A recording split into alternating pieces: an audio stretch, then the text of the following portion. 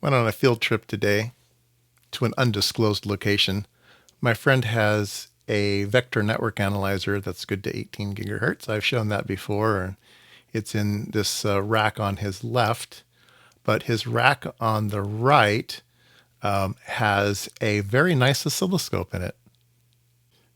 This is the Tektronix digital phosphor scope, 70,000 series. It's a 70 gigahertz scope with 70 gigahertz scope, 200 gigasamples per second.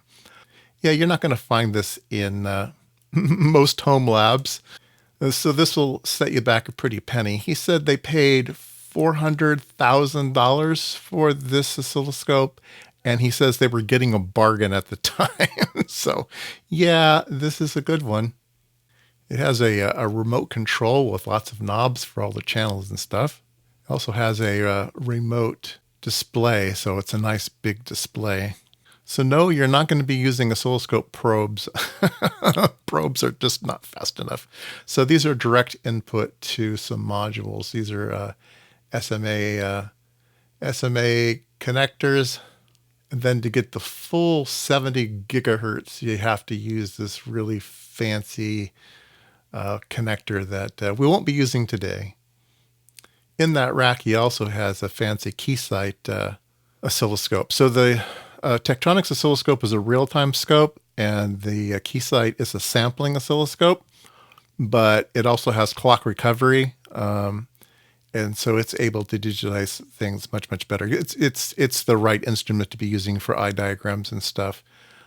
He works on some very, very fast fiber optic links, and this is both of these oscilloscopes are able to use direct fiber optic inputs.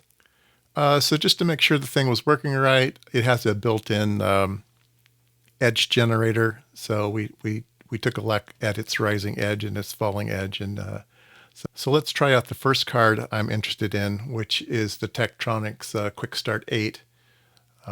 This has a fast rise output, claimed to be less than 200 picoseconds. So let's see if it's true. So here's the waveform. This is similar to the one that I showed on a previous video. It has sharp rise times and slow fall times. These rise times are generated from a step recovery diode, and they're measuring about 97 picoseconds, so quite fast, 97 picosecond rise. And here we can look at some statistics using the digital phosphor color grading. Looks pretty clean.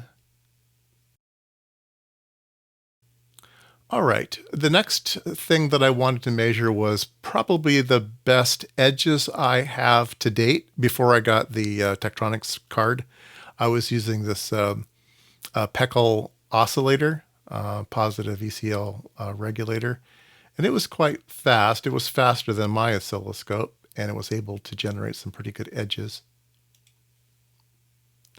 And here's what the clock actually looked like. It actually has a cleaner falling edge than a rising edge.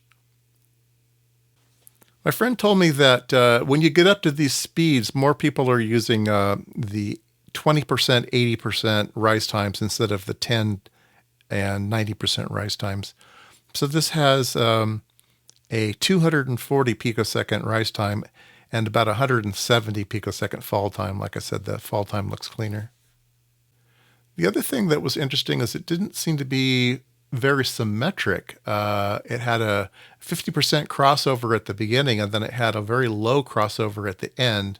But if you zoom out, it actually repeats every other clock. So it must have something like a divide by 2 in it, and which isn't quite symmetric. All right.